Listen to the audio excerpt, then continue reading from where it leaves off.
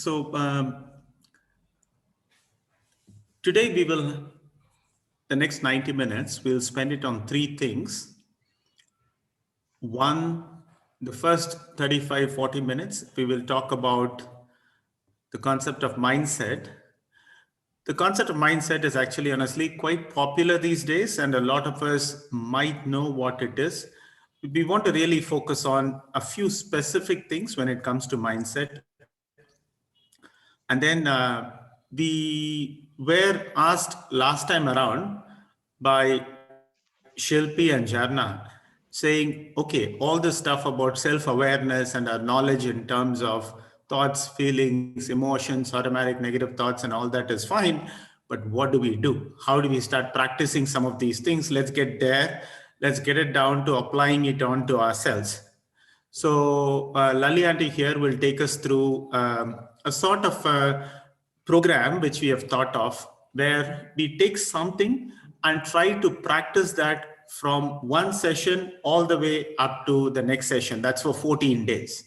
It doesn't mean that at the end of 14 days, we want to stop doing that. We hope that by the end of the 14th day, we would have seen the value of it, and therefore we'll anyway be doing it, and it would have gone on to become a habit. Third, we have a case by Jarna, where we will allocate about half an hour to try and discuss that. It's a case which, if taken in abstraction, is something which is relatable to many of us, and we will take that up, and after that, we'll bring that to a close. Yeah, and finally, feedback and everything. Alrighty. So this is where we are. Last time we did a recap, and today we will talk about an important neuroscience concept called mindset. Next week, we'll talk about cognitive bias, habits, and finally about resilience and integrating and tools. Then we move on to other things in terms of management principles and how to pursue excellence. Now, this is something we have looked at in the past, saying that whenever we look at a reality, what we are able to at best perceive is our idea of what the reality is. So what we see is not the reality. What we see is a reality, and that a reality is our reality. So when we look at a certain thing which is going on out there, a certain situation which is going on out there, then we pick it up through one of our five senses and we interpret it depending on what is our mindset, and we interpret it based on what is our biases, whether it is negativity bias or cognitive bias. And with those interpretation of whatever the sensorial input is, we construct our own reality. And all of that happens in a flash. So we quickly assimilate what is going on in a situation, and it is not necessary. The way we understand reality is the same as anybody else, how they understand reality. And we are not talking about very objective reality, like what is the color of this pen or something like that, but a more interpretative way of looking at it and saying, if some situation is going on, how are we perceiving it? All right. Now, mindset has been around for quite some time, but has been particularly popularized and made it into a very neat structure by Professor Carol Dweck. She's a professor in Stanford University. And what she says is, one way to look at mindset is, how do we cope with failure? So she had given a small exercise for a few children, and she had deliberately given an exercise for children which was above their grade level. So let's say we give a puzzle to a bunch of children in a classroom, which is not that easy for them to do. It's slightly above their grade level, slightly above their developmental level.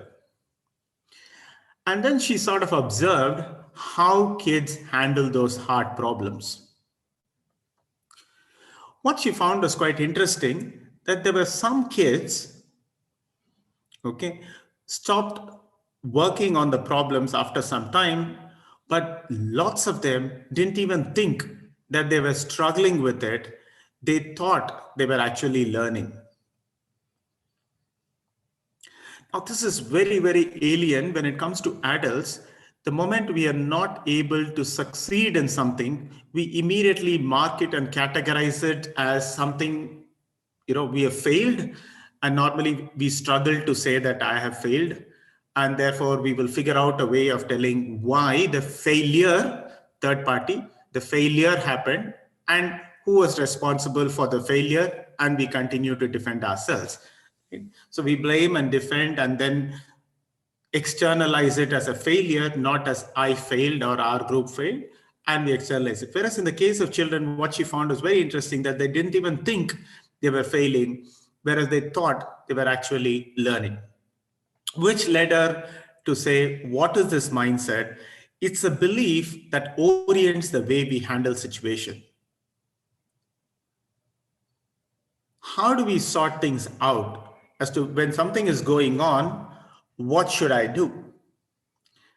That's hugely a function of my mindset. Let's say we are in a situation which is a little sensitive, little sticky. Do I avoid and not do anything and maintain status quo and hope and pray something will just pass on and defend our inaction as something? Or do we take the risk and do something about it?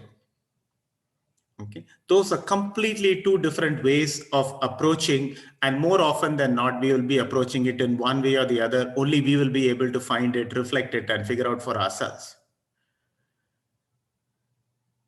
Because it is this kind of a mindset which will help us spot opportunities and excel. It will also get us into all the self-defeating cycles.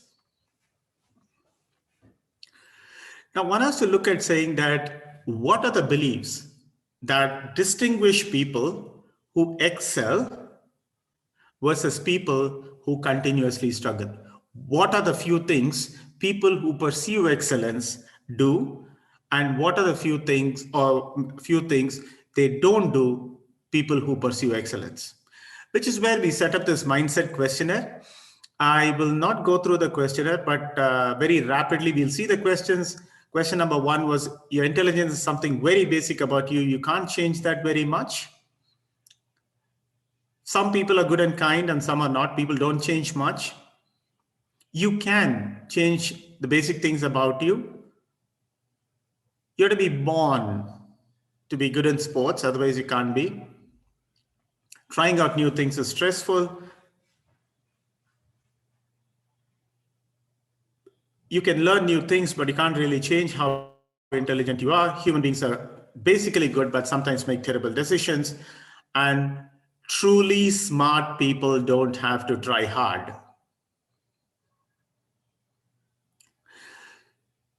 Now, well, except for question number 3 and 7, in all other cases, okay, strongly disagree, we can give ourselves a 3. And for question number 3 and 7, strongly disagree is actually a 0, and the other way around. Those are the only 2 questions which are flipped the other way. Now, I want you to look at, this is question number 3, by the way. Those little circles, the pie diagrams, are responses through the Google form of question number 1, 2, 3, 4, 5, 6, 7, and 8. You can see 3 and 7. Thankfully, the responses are quite different. Now, in the first question, I want you to only look at the area which is orange or green. Very few people, that's very good. Very few people have said that they strongly agree. The second one is a bit more distressing. We'll come back to the second one. Let's take a look at which question we are talking about. The second question is, some people are good and kind and some are not. People don't change much. A lot of us seem to believe that people don't change much. Question number 4, again, there are quite a few of us who tend to believe that,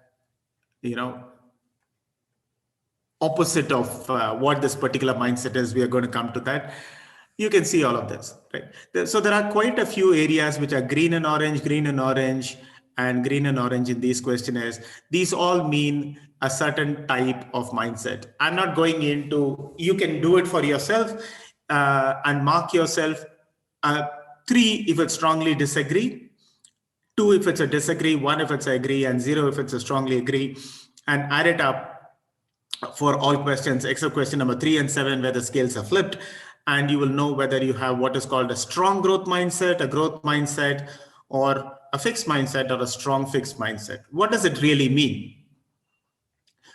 Now, more often or more recently, these words have been around, right? Everybody keeps talking about fixed mindset and growth mindset. Here is an important difference. A fixed mindset person is not a person who is unwilling to change. If a person is stubborn, it is not that the person has a fixed mindset. Obstinacy, stubbornness are different from fixed mindset. Therefore, what is a fixed mindset? A fixed mindset is our understanding of what the mind is, that there is a fixed amount of brains which people have, a fixed amount of talent people have, and nothing can change that. So, which is why we make a lot of statements sometimes saying that, that guy, is really smart. Okay, what is really smart? The really smart itself is a moving subject, right? So when you're driving in a car, we just say we are driving. We don't say I am at this place, because the car itself is moving. But in the case of people, we look at it and say that this person is smart, this person is dumb. All of those things invariably come from a fixed mindset, because we are thinking that the intelligence, the basic thing about the brain, is a constant and doesn't change. Of course, when the person excels, then we will interpret it and say, well, there was, in this case, he or she put in a lot of effort, or we will simply put it down as luck or good fortune or something of that nature. Fixed mindset people very strongly believe that the intrinsic talent or intelligence or whatever that is all that creates success. Now, if you think of it as a fixed quantity, see how it works. If I think of my intelligence as a fixed quantity, then I have to display that in every situation I'm a part of. So the compulsion to start looking smart in every situation is very high. On the other flip side of it, the same thing, the flip side of it is, because it is fixed and I ask a question and it happens to be a very silly question, and then I will not ask the question in my head itself. I will ask the question in my head and not really voice it out, because I'll be thinking, saying that, what do people think I'm so stupid? Okay, and I actually don't voice it out at all. I would rather be quiet and allow people to make their own conclusions, rather than open my mouth and make them conclude that I'm not smart enough.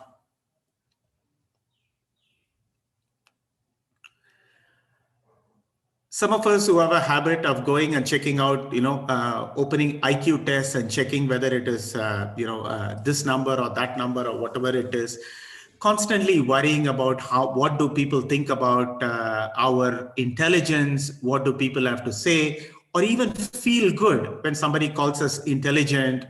Those are all, again, traits of people with a fixed mindset. Somebody calls us as intelligent shouldn't really bother us in any which way, because it's a fairly useless item. It's a necessary but not a sufficient condition for success or excellence anyway. And because I don't want to attribute all of it to myself, if you have fixed mindset, we invariably have to look outside and figure out what are the reasons for failure. Whom do I blame, and how do I tell myself it was not because of me? The opposite of that fixed mindset is a type of mindset which is called a growth mindset. In a growth mindset, it's about a strong intrinsic belief that fundamental things about our brain and mind can be shaped, altered, improved all the time up to our death.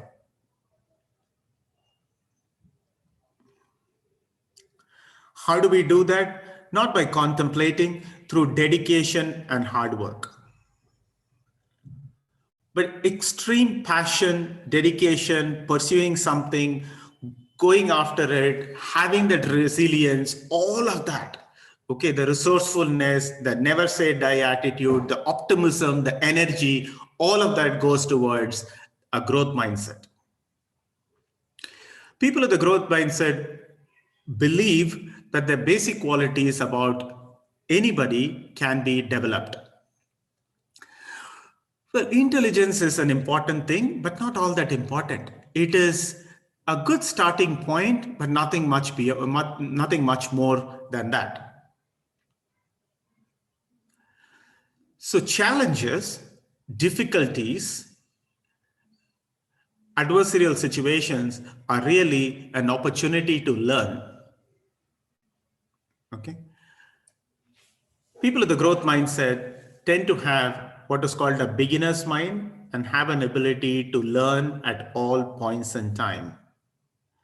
And the blaming and accountability, the opposite of blaming and defending, the opposite of that is accountability, which is it doesn't matter whose exact mistake it is. I take responsibility for it and say, what else can I do? How else could I have done it differently? And therefore go about it and say, for the next time, I will do it and not do a certain set of mistakes. It's an extremely difficult thing to do. Much easier to read it out on a slide, extremely difficult to do if you have to take accountability.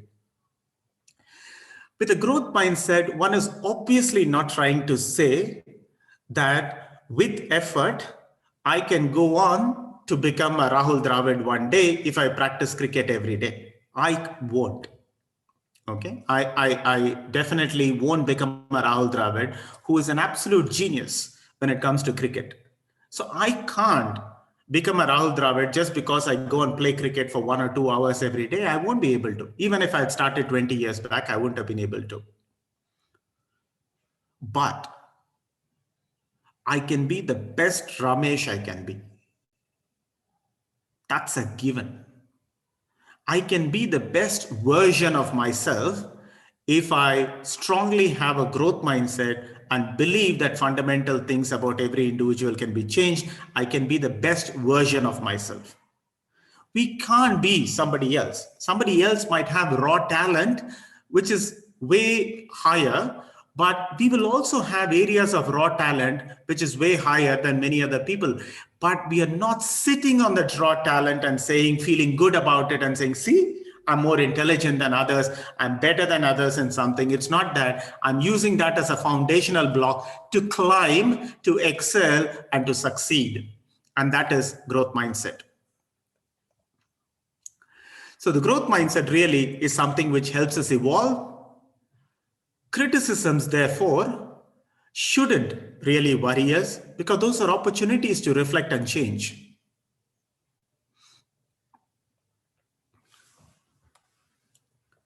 One doesn't have to look smart in every situation. One doesn't have to keep proving themselves in every situation.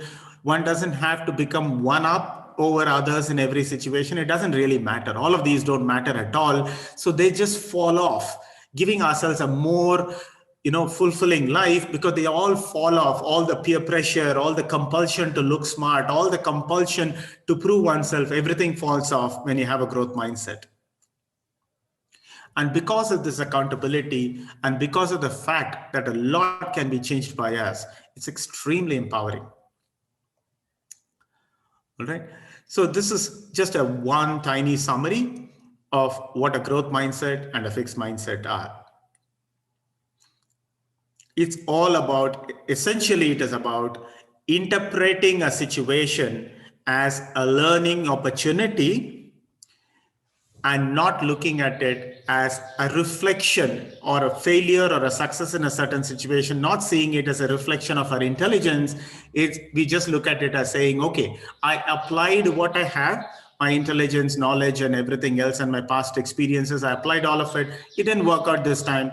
Then in which case, what are the things I learned from this? What are the things I'll do differently next time and move on with life? That's a growth mindset. Okay. I'm not going to go through this video. Can you hear it? No, I think I have to do something.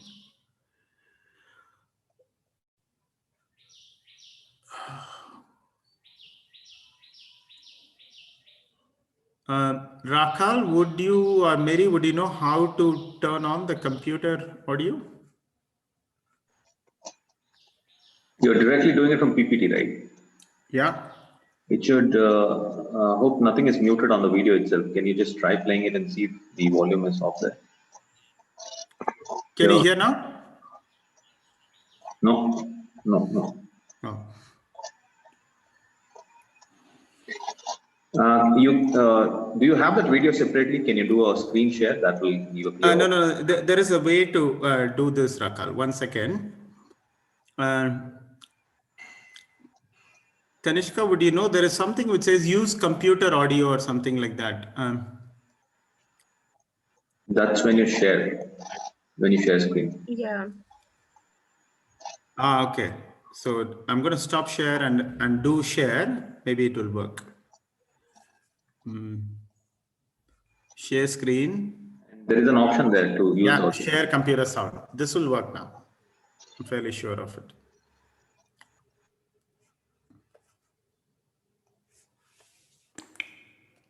Can you hear? Yes. And Professor Carol Dweck uses the term mindset to describe the way people think about ability and talent. Dweck delineates between two different mindsets that exist on a continuum. The first is the fixed mindset, which suggests that your abilities are innate and unchangeable. The second is a growth mindset, which views it as something you can improve through practice. In a fixed mindset, you view failure as permanent, but with a growth mindset, you see failure as a chance to learn and even pivot. Those with a fixed mindset are more likely to view critical feedback as a personal attack, while those with a growth mindset will see it as a chance to improve, where they can develop new systems. With a fixed mindset, you're more likely to choose easier tasks and put in minimal effort. After all, if talent is fixed, why bother improving? Why even try? But with a growth mindset, you're more likely to embrace challenging tasks and work hard to improve. Those with a fixed mindset are likely to give up when they face an obstacle. Meanwhile, those with a growth mindset will view obstacles as a chance to experiment and solve problems. In a fixed mindset, the focus is on measurable accomplishments. But with a growth mindset, the focus is more on a journey of continual improvement. With a fixed mindset, you're less likely to take creative risks. But with a growth mindset, creative risks are simply a way to innovate and improve. Ultimately, your mindset influences everything from creative risk-taking to how you view feedback to whether or not you finish difficult tasks. And in the end, it's one of the greatest factors in determining whether or not you grow and improve in your abilities. All right. So that's, in a nutshell, what fixed and growth mindsets are. Okay.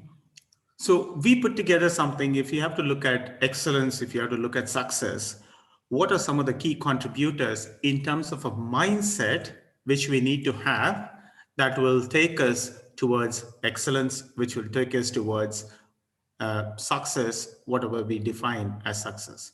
We put on 7 factors. The first of them is this: having a purpose and a passion towards it.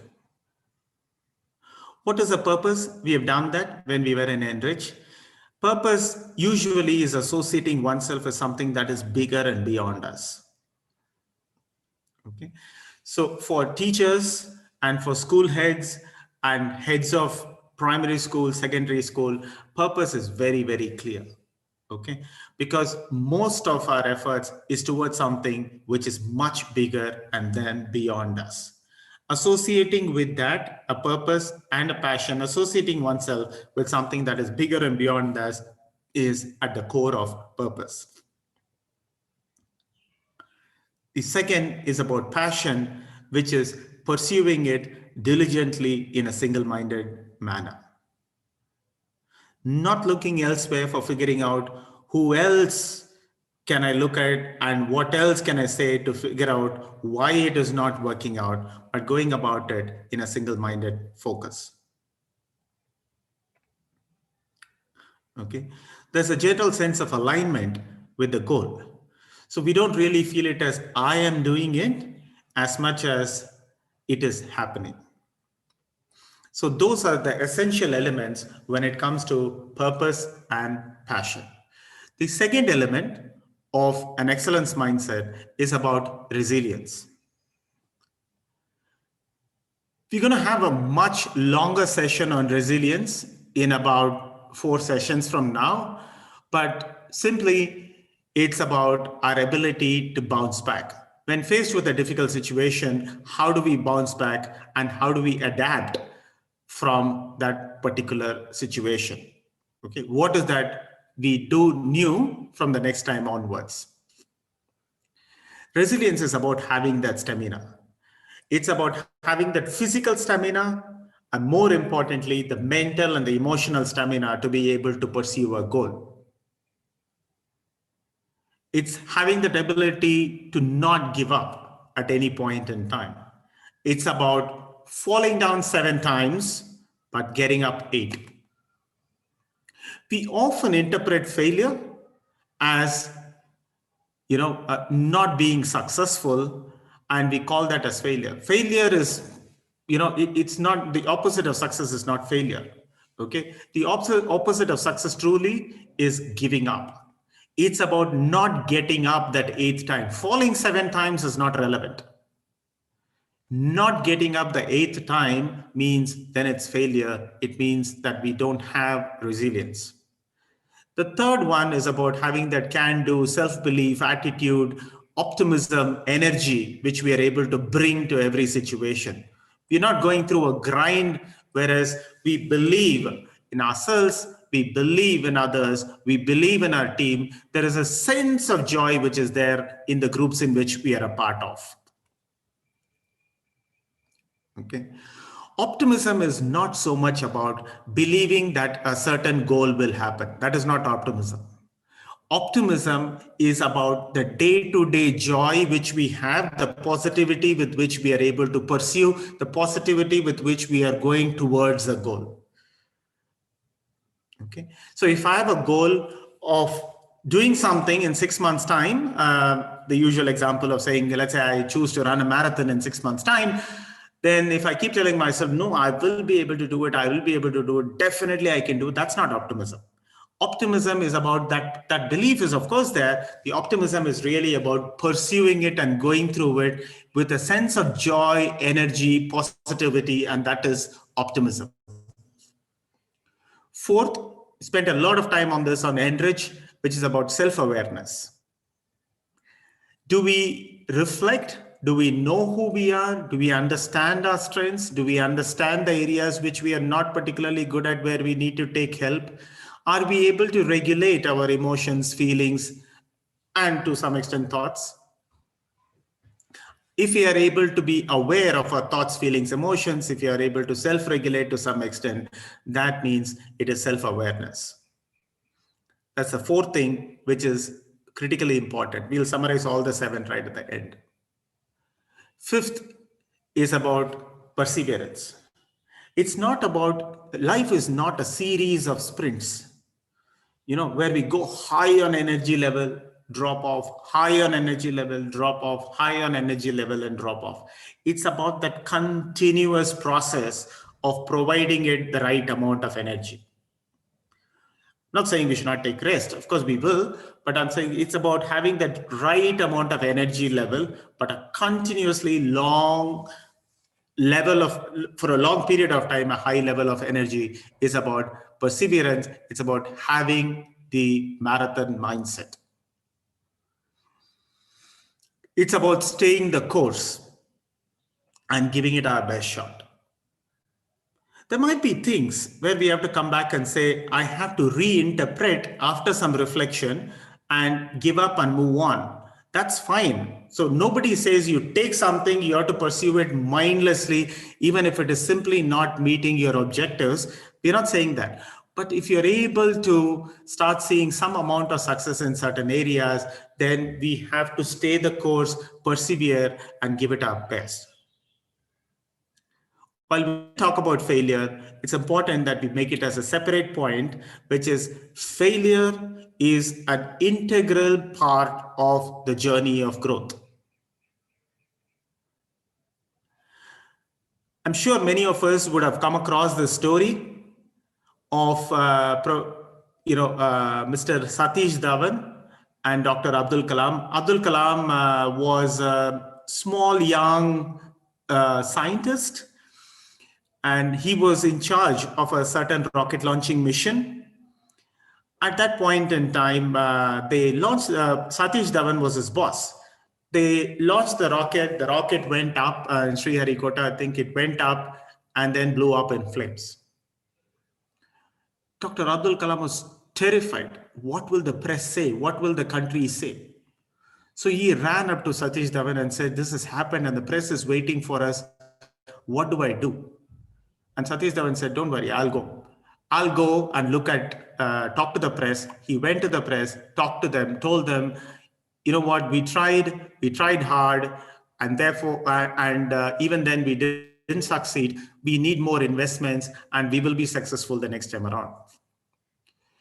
And it so happened they had to launch another rocket in about a few months' time, and this time the launch was successful. Dr. Abdul Kalam ran up to Satish Dhawan and told him that, sir, the press is waiting. Why don't you come along and tell them this time it was success? And Mr. Satish Dhawan said, I don't need to come, you go ahead. Okay. It's the way we interpret success. It's a great story on leadership as well. Okay. But it is also an important story in terms of embracing failure and how do we look at failure? Do we look at failure as something which is a dead end? Or do we look at failure as a part of the journey of success? And therefore, a key question to ask ourselves is, in the last 1 month, have I had enough failures? Not silly failures, not about saying that, I went and my chapel tore or something like that, or this particular thing, I didn't look at it that way. Take your core areas, okay? Take your absolute core areas, the core of what you are. If you're a school head, figure out an area, figure out one thing which you tried and did not succeed in your core area. In your core area, was there one thing where you tried and did not succeed and learned from it and what that learning is? In your core area. Because a lot of us are very comfortable learning subjects which we are not aware of. Okay, if somebody were to come and teach me botany, I'll be quite happy to learn that, and I might think of myself as a learner. No, I have to get to my core area, which is the area of finance, and I should have learned something in the last 1 month in the core area of finance. I should have done at least 2 or 3 big mistakes in that particular area in the last 1 month. That means I'm learning and growing with a growth mindset. And finally, it's about a refusal to blame. We've all seen the biggest ants are blaming and defending. Accepting failure is the antidote to blaming and defending. Because we all struggle with accepting failure is where we have to look elsewhere to find out who is responsible for this failure or what is responsible for this failure. And sometimes it can be abstracted. The same tape can keep playing in our mind many times over. And as long as we play a same tape 8 times or 10 times or 12 times, then everything which we play becomes a fact. It's our truth, but our truth goes on to become fact. We have seen that in the perception cycle. All the things which are our truth, slowly, if we play it long enough, it goes on and conflates and starts getting viewed in our head as a fact. So this is something I tried. I found it extremely useful and extremely powerful, which is giving ourselves a kind of a condition and saying that no matter what happens, okay, with something, I will not blame anyone and I will not defend my actions. No subjectivity, no such thing like saying that, I gave it my best shot and this and that and blah, blah, blah, blah, blah, blah. And but no, there is no but, there is no nothing. We just simply say, I tried, I screwed up, I failed. End of story. And these are the things I've learned. These are the things I'm going to do the next time around. And this is the way I'm going to go about it. Will it be a success? I don't know. But will I give it my best? Yes, I will. That's it. Okay. Take the situation, take the accountability entirely on ourselves. If it didn't go right, take the accountability entirely on. It's easy to take accountability when things go right entirely onto ourselves, but not that. To take the accountability when things don't go right. Don't blame anyone. Don't defend your actions. Don't do any of those things. There'll be a huge temptation to figure that out. Take that accountability and say, what are the things I did? What are the things I could have done differently? And then improve on what are the things I can do differently. Give it your best shot the next time around. And will it be a success the next time around? We don't know. We'll give it a shot. But we know, even if we fall, we just have to get up. That's it. So excellent mindset is really about these 7 things: purpose and passion, resilience, optimism, self-awareness, perseverance, embracing failure, and refusing to blame. Together, this just becomes a neat little acronym, which means prosper. Okay. Prosper not financially, prosper as an individual, evolve and prosper as an individual is what this is. Having a very strong sense of something which is bigger and beyond us, not giving up, having the marathon mindset in a self-aware manner, full of energy, and taking every failure as just a stepping stone towards success, and refusing to blame and taking full accountability for every little problem which happens along the way. If you do that, then the mindset we have will be called an excellence mindset, which is even bigger and beyond the growth mindset. All right. So it's 4:41. So we are 1 minute ahead or behind schedule. That should be perfectly fine. Now we move to. Hang on. For some reason. God. Yeah. It's okay, all of this is fine, but then what about the tools and practice? How do we really get that into ourselves so that we take some real value out of these things and not just become a bit more smart and intelligent or start finding out ants in other people? Okay. As you know, we talked about these 4 steps in mind training. The first is to raise our level of awareness. We recognize our thoughts, we recognize our emotions, recognize our feelings, recognize our negativity, we recognize where our perceptions are a bit different, we recognize our mindset, all of that. And then we come down to understanding it, interpreting it and understanding it and taking stock of it. Then we relate to the situation and finally use the tools and practices. Okay, so I'm going to hand it over to Lali Aunty, who will take us through what these mind training, these tools and practices are. Lali Aunty, are you free? Ready? Yeah. Okay, so I have. Once again, I have a question. There are a couple of questions. Let me try and take that before I hand it over to you.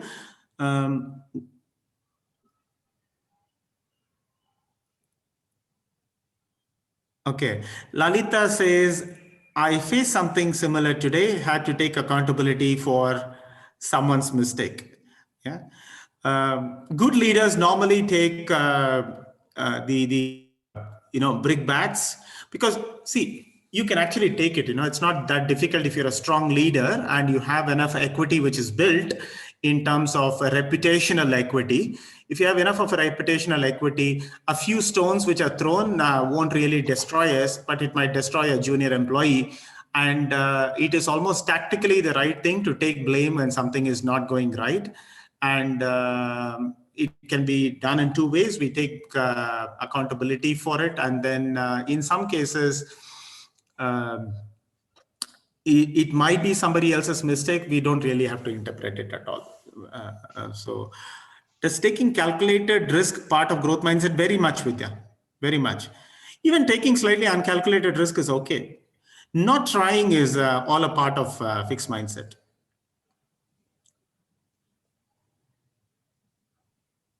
So we'll handle some of these questions later on as well, if and if there are any more questions. Yeah, yes, Lalian, go on. Thank you, Ramesh. To everyone, good afternoon. And first, our thanks from Yogakshema and this ECHO program. It goes to Jharna and Shilpi, who triggered this thought, and the result of their sharing their thoughts and concerns has resulted in this, what we call as a tracking sheet, tracking your neurosculpting pathway. This will be explaining to you all what exactly it means. Yogakshema keeps saying that be a neurosculptor. We talk about teachers as neurosculptors. We say evolve. We say be a new you. And we have a series of evolving tools. These evolving tools are based on neuroscience and neuroscience practices. About 15 years back, when Yogakshema was established by Dr. Usha, she taught to us about mindfulness. And initially, I thought just mindfulness is a word, just a word. Then later, I thought, okay, it's just a term. But now I know that mindfulness is a concept. It's a way of thinking. It's a way of being. In the same way, these evolving tools that we have designed and we are presenting to you, the members of this group, are all neurosculpting tools. And what I wish to say that these are ideas which are ahead of our times. Dr. Usha follows very, very closely with all her 30 years experience in the field of neuroscience in the US, and she has her contacts and she knows all the latest developments. And we all know that something that comes to be proved by science, before it is actually put into practice for the general public, it takes quite some time, 15 or 20 years maybe. What we see now, mindfulness, is being talked about in all magazines and Sunday issues of magazines and so on. Similarly, we are convinced that these tools we are presenting to you for self-empowerment are kind of pioneering the times, even earlier than the US. And with this is the first of its kind. And because Yogakshema is an NGO and it is service-based, we don't make big headlines. But you, as participants of this program, will know the value.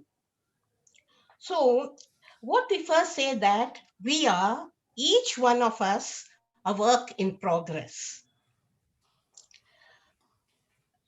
This program, Excel, and also the Enrich program, which we have already completed, talks about the quality of life and improving our quality of life. We say this quality of life, our quality of life depends on the quality of our experiences. And the quality of our experience depends based on mainly two kinds of factors. One is the primary internal factor, which is the quality of our mind. And then the secondary external factors that come to play in our lives, like behavior, what are the things we possess, what are our experiences, who are the people with whom we share our lives, and so on. So we have evolved certain tools, there are neuroscientific tools, which will influence both the primary and the secondary factors. So we can recognize two kinds of approaches to this neurosculpting process. One is the inside-out approach, which deals with the primary factors, that is mainly our mind, and the outside-in approach, which deals mainly with the secondary factors. Both these factors, we can assure you, that is what we are set out to prove to you, that they work. Scientifically proven. How do they work? They change the very structure and function of our brain. When these tools are used on a consistent basis in a mindful manner, we train ourselves to be the architects of our own lives, shaping the future that we want for ourselves. To be a new you, each one wants a different kind of future, and we use different kinds of tools. But how we go about using these tools, what are the steps, and how do we move along this pathway so that we end in our improving our quality of life, which is mainly creating a new version of ourselves. Our Teachers as Neurosculptors program series will get into decipher these concepts. So we say, change our thoughts, change our brain, change our life. In the same way, change our memories, change our experiences, change our attitude, change our feelings, change our values, change our habits, change our perception, change our morals, beliefs, and so on as we go through. And as we also recall the earlier module, we will see and we'll recognize that this is the pathway to change ourselves. And based on this, we have designed the tracking sheet where we will be posting to you in a few days, 1 or 2 days, where we use both the inside one approach and the outside in approach and record our thoughts. For example, we begin with what we also saw today, to recognize the ants. Recognizing the blaming and defending ants. If, for example, today I say my kitchen sink was blocked, then my immediate reaction is to blame the maid. But now we should know better. So we have two options. What can I do? I can witness that ant, which I know is an automatic negative thought, to blame the maid for whatever is an unpleasant thing that has happened in my kitchen. I can just witness that ant and record it in the Excel sheet that we'll be providing for you. And this is also for myself, I should say. While we tried to evolve these sheets, I recognized and realized that I should be also trying to complete this Excel sheet so that I am able to follow my thoughts, my ants, and the other things that we'll be looking at in the coming weeks. So either we just witness, there we jot down, or we enter and name the ants. Another option for us is to replace the ant with a neutral or a positive thought. I could say, as a neutral thought, anybody could have blocked the sink, Or I can say, let me call the maintenance and see that something is done about the blocked sink. So this will be the inside out approach. Whereas let us think of the outside in approach.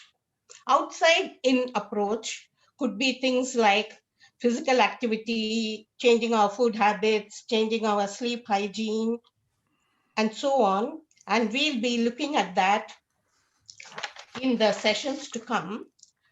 But today we thought, let us just look about our habits while we are at the table. So maybe one of the most important things that we should doing is our sense of gratitude to all those people who have helped to put the food on the plate, on the table. That is, or we could say a small prayer, many of, or even just close our eyes in a short prayer, which I don't do, and perhaps there are quite a few who might also doing, but I know I have always wanted to, but never actually put it into practice. There could be other activities that you could think of, like somebody may feel that I drink water while eating. Let me refrain from drinking water, which we hear nowadays is not good as it dilutes the juices and it's not good for a digestion. Or we say don't read newspapers or watch TV or use the phone while we are at the table and especially while we are dining together as a family. So these are the outside in approach, and we could decide for ourselves, each one of us, what is it that we want, what is it that we want to try out, and jot it down, enter it along with the action, uh, whether it is just witnessing that action or whether you replace it, you forgot it or whatever. We kind to track our actions in the neurosculpting journey. And this is what we have proposed for the first fortnight, which is based on our first session and also based on what we have been talking about today with the growth mindset, what Ramesh has telling us. So this will be a startup, and perhaps I should ask Usha, Dr. Usha, if she wants to add anything else to what I've said. Nothing much, Lalita. I think it is quite complete. So in the next 15 days, so what will I do? Let's start from tomorrow morning. And I get some negative thought of something. You know, I'm doing some looping in my own head or doing some crystal ball gazing and predicting other people's intention or any of those things. Do I note that down as an ant? Is that the exercise? I mean, I just want to know what exactly is the exercise for the next 14 days I should be doing. So then we can all share it. I mean, whoever is comfortable sharing, I'll be very comfortable sharing. Yeah. Lalita, you want to go ahead or? Okay. No. You take it, Akusha. Sure. First, just be aware of the thought and be aware it's a negative thought.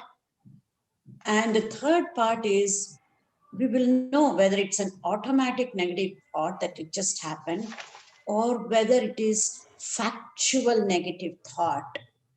We also have to be able to differentiate between the two. We're not talking about something factual which could be negative. We're talking about something that happens spontaneously, automatically, without thinking at all.